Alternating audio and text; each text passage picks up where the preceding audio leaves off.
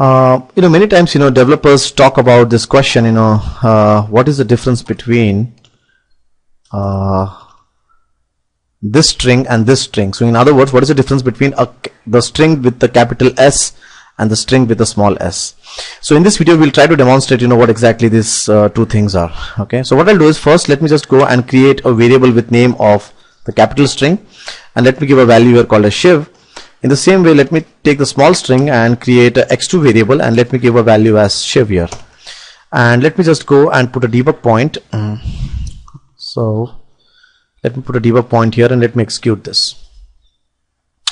So you can see basically both of these strings are operating exactly in the same way. In other words, if I see x1, it also has a value shiv.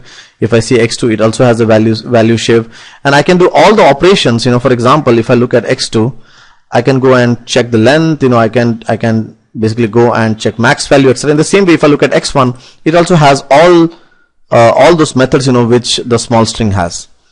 So again, coming back to the same question, so what is the difference between the capital string with the capital S, the string with the capital S, and the string with the small s? So let me just stop this program here. Now let me hover my mouse onto the small string.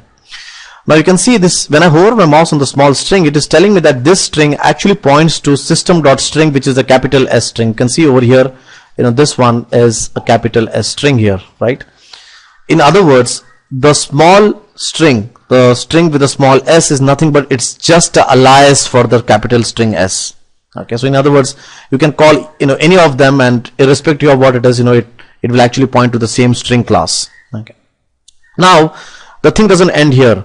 Now there are lots of aliases, like how we have the string and string. So some of the aliases are, so the boolean can, the boolean is alias for the capital boolean, the byte is alias for the capital byte. In the same way, you can see some other weird aliases. For example, int is actually alias for int32. So in other words, either you use int to declare an integer variable, or you use int32. It is one of the same thing. In the same way, we have unsigned int, which is actually equivalent to unsigned int32. So next time, whenever you get such kind of situation where you think that both of the data types are actually pointing towards the same thing, just try to hunt if there are any kind of aliases. So I hope that this video was useful. In this video, we were trying to understand that what is the difference between a string with a small s and a string with a capital S.